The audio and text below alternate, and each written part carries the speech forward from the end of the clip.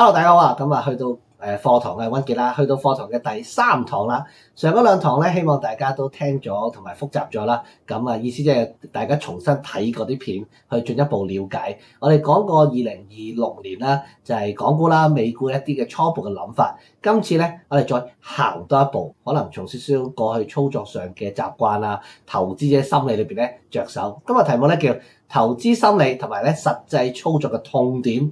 點樣咧幫大家解決？好多時都係我明明睇啱㗎，但係咧做錯咗喎，嗰個表現情況咧冇預期咁好喎，未必係因為你嘅判斷錯誤，但可能有啲嘅叫做心靈上或者心理上嘅弊端咧，阻礙咗你投資嘅成功。今次咧，我哋羅列一啲唔同嘅範例啦，同大家簡單去叫做係分享翻。咁啊內容比較多，我即刻開始啦。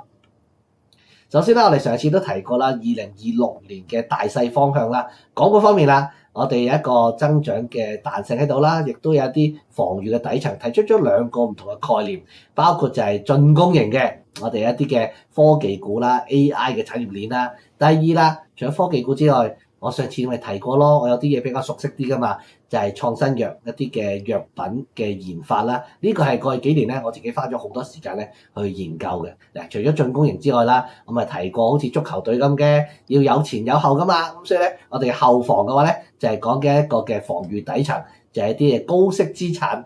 咁啊都講過，譬如一啲中資嘅電信嘅營運商啦，譬如中國移動啊，亦都講過咧係一啲大金融，即係金融股啊，大家好熟悉啦。呢個係港股方面嘅一個大方向啦。去到美股啦，咁我哋提出咗4個主要概念。第一就係 AI 啦，呢個我諗過去2年咧係大家都有留意㗎啦。最近嗰半年咧可能落後少少，反覆少少，但係個底層邏輯咧，即係講緊 AI 嘅發展啦，人工智能嘅一啲叫做係進一步融入我哋嘅生活。譬如最近啊，我哋成日講龍蝦㗎嘛，咁大家知啦。咁呢個係一個例子嘅，當然龍蝦嘅就喺內地。最熱潮嘅就係你養咗龍蝦未啊？咁所以咧呢一個咧就係 AI 啦。第二啦，大而美嘅法案咧，其實我哋上次都比較叫詳細講咗，涉足到唔同嘅範疇，咁好多唔同嘅類型嘅公司啦都可以受惠其中嘅。第三啦，國防同航空啦。都係啦，呢幾個禮拜大家都係打開報紙、攞開電視都睇到一啲我哋叫做係中東嘅問題。咁唔好我淨係講中東啦，我夠膽講啦，喺呢幾年裏邊咧，其實世界都唔係咁淨土㗎啦。咁所以特朗普嘅領導之下咧，似乎一啲嘅唔好話戰爭啦，即係我始終都唔贊成有戰爭嘅，但係地緣政治風險嘅一啲嘅升溫咧，似乎比較難避免喎。咁可能相關嘅題材咧都值得留意啦。第四，醫療健康又係翻嚟咧，我比較熟悉嘅範疇，所以你見到港股、美股咧有啲嘢係雷同啦。好啦，了解咗大勢方向咧，咁點樣由睇啱變咗做得啱咧？我哋咧就進一步睇落去啦。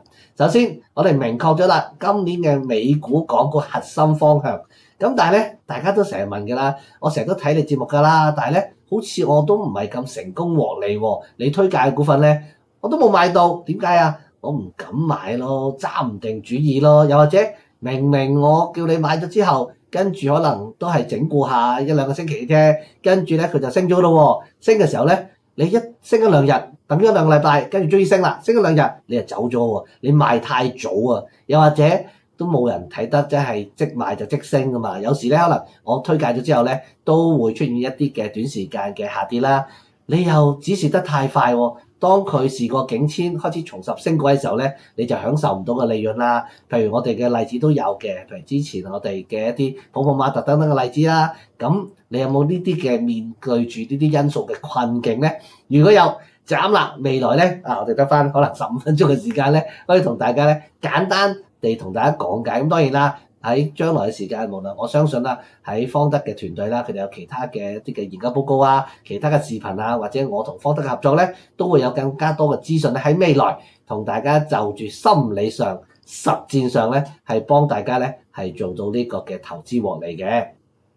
好，咁今日時間咧，我哋講6個嘅核心問題。咁我哋會好簡單地逐個睇一睇啦。第一。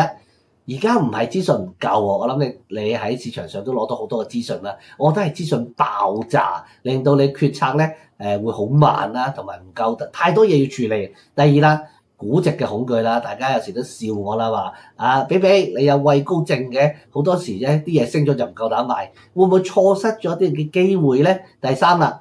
情緒始終都主導住我哋啦。如果倉位買得太大，咁會唔會係受到情緒嘅左右？明明我諗住咁，但係事件嘅發展同我預期唔同咧，咁就可能會唔跟我哋嘅劇本，唔跟我之前定下落嚟嘅判斷咧，就胡亂做一啲嘅追揸股策略啦。跟住啦，一個嘅時間成本焦慮同埋揸股票咧，其實當然我哋有啲短炒嘅。過癮啊嘛，開心啊嘛，但係咧，如果想有一個穩定嘅增長咧，都要留意翻一啲中長線嘅部署。同埋另一樣嘢咧就係太頻繁嘅交易咧，其實當然啦，方德係一個即係券商啦，佢亦都獲利其中一個渠道係一個嘅所謂嘅佣金或者其他嘅一啲收費，但係佢哋都希望大家咧，即係喺個市場裏邊咧係能夠成功獲利，陪伴住大家成長。咁所以我諗取個平衡啦，係有投資機會嘅。當然就係做短線部署啦，食咗先，但係咧都唔好下蟹過度交易嘅，做翻啲中長線平衡嘅部署，以自己嘅組合嘅叫做嘅表現咧為依歸。最後啦，我哋都會提到咧就係宏觀嘅消息咧會令到你好焦慮啊，點焦慮點解決咧？逐個睇睇啦。首先第一樣嘢咧就係資訊過度咧，呢度字比較多啦，我就唔會完全複述㗎啦，我用我自己嘅方法講。第一樣嘢啦就係。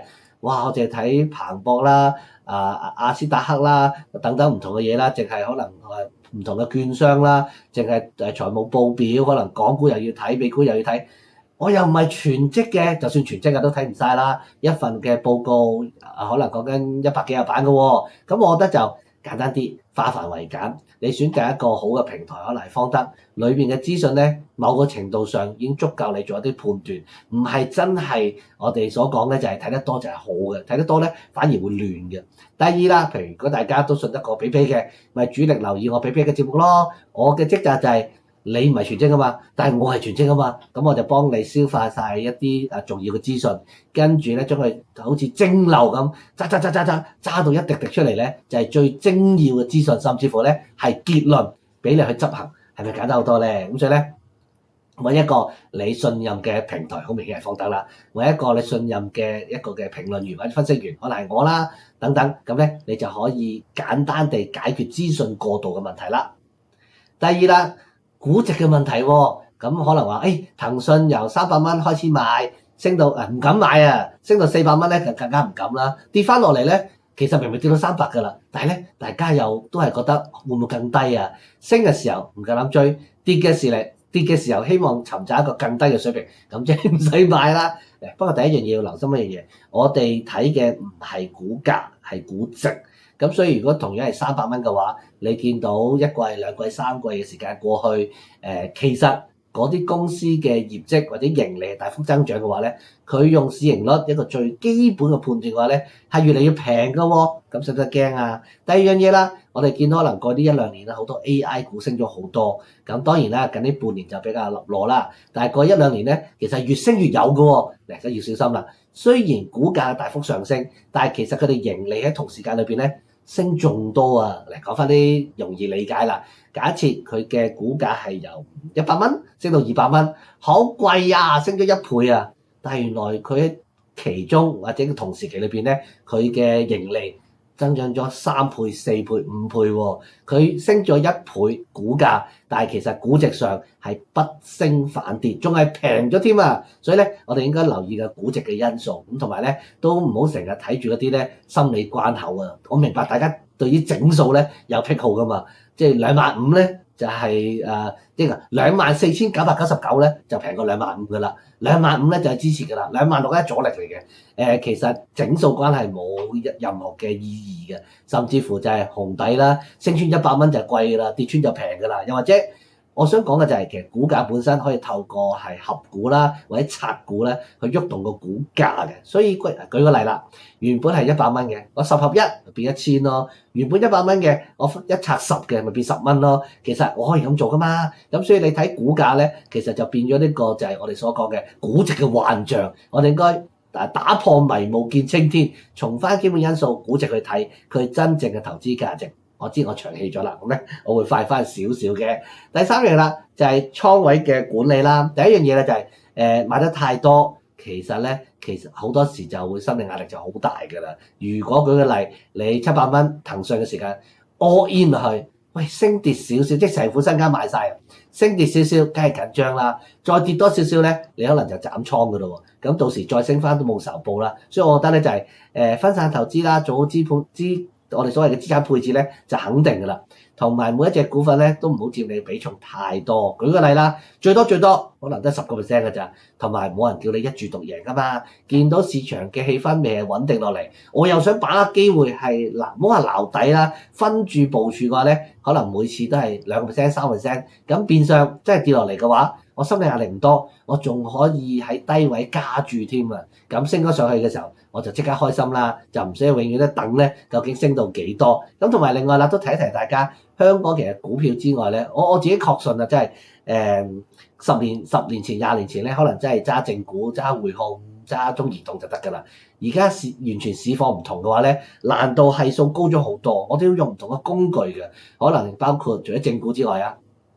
ETF 啦，又或者一啲輪證啦，我都好多即係牛熊證啊、窩輪嘅節目啦。好處係乜嘢咧？第一可以通濟佢去睇書啦。第二咧就係你可以透過槓桿減低個投資注碼啊嘛。舉翻實例啦，我買呢一個嘅講緊呢個叫騰訊，可能每一手係3萬蚊。哇！咁我壓力好大㗎喎，會唔會買一隻10倍槓桿嘅窩輪？我只係買3000蚊啫，升幾多我一樣袋幾多。但係喺最差情況之下，我都係唔會冇晒啩。好啦，當冇晒啦，都係3000蚊。以一個正股嚟講咧，即係冇咗10%，壓力細好多。當雨過天晴，我再掃正股都仲可以啊嘛。咁所以咧，倉位咧同你嘅情緒係絕對有關係。大家咧要去小心啲去部署啦。第四啦，就係揸住嘅時間啦，即係持股嘅時間同埋時間一啲嘅即係成本嘅焦慮。舉個例啦，就係我哋買咗呢個第二點裏邊啦，我哋睇好呢個電動車，買咗比亞迪啦，3個月都唔喐。但係我見到其他股份，譬如美股啦，一啲同我哋叫做虛擬貨幣有關嘅股票，日日咧都升過去，日日都升嘅喎。我使唔使轉過去啊？我諗第一樣嘢考慮嘅就係，如果你本身買嗰隻股份都未升嘅，即係估值仲係吸引啦，你諗住轉去嗰隻升咗咯喎，即係貴咗啦，你係低估高買，因為用一隻股份未升，你就沽走佢，買一隻升咗嘅股份，咁呢個其實都唔係咁正常啦。第二啦，要睇下你當初諗住，即係睇半年睇1年，你話長線投資嘅，短線少少波動你就喐咗自己嗰個倉位啦。咁我覺得咧，就第一你應該係重新審視，究竟頭先提到比亞迪，你真係買咗3個月都唔喐，3個月之後再審視一次，基本因素邏輯有冇改變？冇嘅話，再問自己喺呢刻，有冇其他嘅股票個投資潛力係比你揸住嘅比亞迪係更好，仲要係好好多，而信心指數係勁高嘅？如果咁樣要做翻，而你又冇其他多餘資金嘅話咧，咁個換碼咧就 OK 喎。但如果唔係嘅話咧，你應該堅守翻之前嘅邏輯嘅。跟住啦，過度交易啦，咁我明白嘅，始終咧就係香港交易成本都唔算太貴啦，特別即係方德呢啲咧，我都知道佢經常做一啲即係推廣咧，可能係免佣金。哇！咁我買賣都好啦，但係你知道其實有時股票嘅估值或者價值咧係需要時間先發放出嚟嘅，咁所以你頻密地買賣嘅話咧，其實未必捉到個大浪。咁所以我覺得如果你係睇好一個嘅標的，而佢基本因素係冇突變嘅話咧，可能需要持有一個即係比較中線嘅部署，先可以把握到咧一個潛在嘅升浪。咁我哋其中一個指標啦，就叫換手率啦。喺內地嚟講咧，大家可能都係小炒王啊，太過頻密唔係唔好嘅，有得賺梗係賺啦。但係如果佢其實會進一步上升，你太快止賺，其實就未必可以食到成個大浪咯喎。同埋講真，我哋冇理由次次啱噶嘛。如果啱嘅時候，每次都係賺2%、3%、4%，萬一有一次我哋輸得多啲嘅話咧，咁計起條數就未必咁着數㗎啦。所以咧，我諗喺嗰個過度交易同持有嘅時間嚟講咧，要取翻一個平衡。我仍然建議啦，我比較保守啲、老土啲，我都係用一個咧比較中線嘅角度、價值投資嘅方式咧去做翻一個嘅部署啦。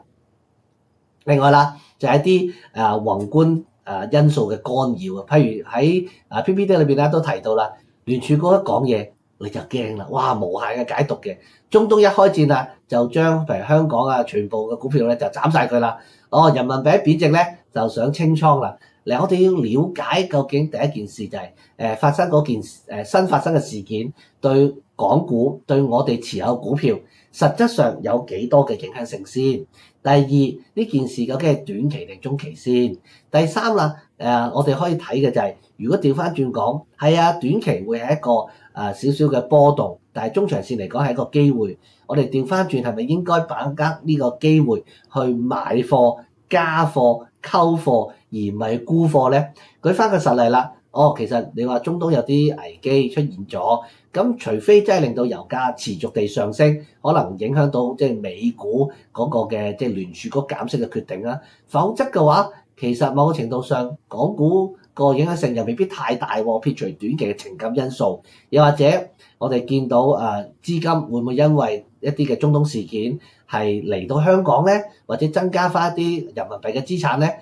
香港可能反而係受惠㗎，所以我諗咧，對於一啲嘅宏觀嘅一啲嘅因素嘅咧，大家有好多時都係噪音嚟嘅啫。我4個字啦，自亂陣腳，不如咧就係留意方德佢哋嘅團隊一啲嘅報告啦，或者係我節目啦，去詳細了解翻實質嘅影響性係幾多。如果唔係咧，太過胡亂投資咧，其實就未必係一件好事嚟嘅。仲有啦。呢個啦，咁我哋點解決嗰啲問題咧？頭先拋咗6個問題出嚟咯喎，咁點去解決咧？第一樣嘢，我哋問自己，你當初投資同埋揸貨嘅邏輯有冇改變？乜嘢叫有冇改變咧？你可以問自己3個問題嘅。我習慣咧去透過問自己問題咧，了解件事。第一，嗰個行業嘅趨勢有冇改變？第二，間公司嘅競爭優勢有冇改變？第三，係當初我哋計估值嘅時候有冇改變？好啦，咁講咧就虛無縹緲，我知。我哋用實例去講啦，譬如電商啦，最近都有啲可能做補貼嘅動作啦，令到大家比較擔心啲。亦都相關嘅股份，我直接講啦，美團可能由200蚊或者160蚊跌到而家70幾蚊。好啦，咁我哋首先問一個問題：產業嘅趨勢有冇改變咧？咦，好似真係競爭大咗，真係做翻一個我哋所講嘅叫做補貼喎。而呢個補貼根據阿里所講，可能會搞3年嘅喎。咦，真係有啲改變咗喎。第二啦，公司嘅競爭優勢係咪存在咧？有冇護城河咧？咁我哋見到嘅就係隨住大家都補貼，似乎美團嘅我哋所講嘅一個嘅叫做係市場份額又真係跌咗嘅喎。如果市場大家做補貼即係支出咗啦，佢個市場份額又跌咗，所以第三樣嘢，當初個估值就唔成立㗎咯喎。喺呢個角度嚟講，可能我哋應該一早咧就要將呢個美團咧做一個減持或者沽出嘅動作，因為嗰個邏輯真係改變咗啦。但係另一個例子，如果產業冇改變嘅喎，而個公司競爭優勢仍然喺度嘅喎，咁當初個估值當然係繼續啱啦。咁會唔會只不過係因為短期嘅中東因素、油價因素、或者龍蝦因素，就令到佢跌咧？如果係咁嘅話咧，我哋就應該係繼續揸實佢。咁呢個咧就係我哋所講，用3個問題透徹地咧去了解到究竟需唔需要做啲嘅轉換。第二個啦，就係操作上啦，係咪遵從翻我哋計劃先？我自己希望啦，大家一個咧交易計劃嘅記錄表嘅。首先買之前要做功課，寫低你點解買，同埋嚟緊個計劃。咁第二啦，咁就入市前諗好晒所有嘢啦。好，當我哋啦，即係當跌咗落嚟5% 咧，我哋就止蝕㗎啦。去到跌咗4.9或者5% 嘅時候，咁最怕大家就不如諗多一日啦。我覺得好簡單嘅啫，你真係貼近咗你當初訂立嘅止蝕嘅位置嘅水平嘅時候，唔係即刻做止蝕，你重新問多自己一次。其實亦受影響嘅係基本因素定係情緒，係短線定係長線。如果你再重新深入考慮過之後，都覺得繼續持有嘅，你就喺呢個記錄表裏邊咧寫清楚。我左睇右睇前睇後睇，我都覺得比亞迪嘅基本因素係不變嘅，所以我繼續持有，咁就寫低啦。咁呢個嘅計劃係可以改變嘅。但係如果你發覺真係唔對路喎，咁你就需要咧係寫翻低。我研究過之後，好似前景有啲改變，所以我就覺得我要沽出。咁沽出咗之後賺啊蝕啊幾多咧，就寫翻清楚。我成日都講啦，做節目就係唉，買股票大家真係實戰嘅話咧，梗係有輸過錢㗎啦，梗係有交學費，但係交完學費你有冇學到嘢先？所以咧呢一個嘅交易計劃記錄表咧，我覺得每個投資者咧喺買賣前後啦，都需要咧係掌握得到嘅。咁呢個就係第二樣嘢啦。最後一個啦，你嘅情緒係咪俾市場左右住先？通常我覺得咧，你買得太多咧就係、唉個市一急跌咧就心跳加速啦，就想斬倉啦。咁咧通常斬完倉啫就反彈嘅，所以我希望就係大家去控制住你嘅注碼，分散啲，減低個心理壓力。第二啦，我有一個紅綠燈機制俾你嘅。第一個啦，如果你話個持倉都同你預期一樣嘅，即係綠燈啦，唔使理啦。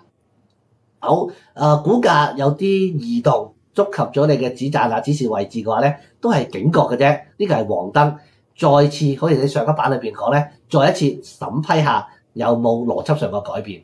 好啦，紅色啦，喂唔係喎，真係情緒上好唔開心，食唔安樂，食唔安瞓唔着啦。而我哋重新審視過之後，亦都覺得策略上係應該要改變啦。我哋就係紅燈停車啦。就要喺短時間裏邊咧強制停止交易，咁呢個叫做嘅紅綠燈咧，少少嘅同大家分享啦。咁所以咧有一個好關鍵，今日大概講咗就係6個嘅問題啦，3個嘅解決方法啦，但係仲有一個問題嘅就係話點樣善用工具可以避免頭先所講嘅問題同埋錯判到一啲嘅情況咧。咁當然我哋下次就同大家分享啦。咁今次嘅課堂咧暫時到此為止。拜拜。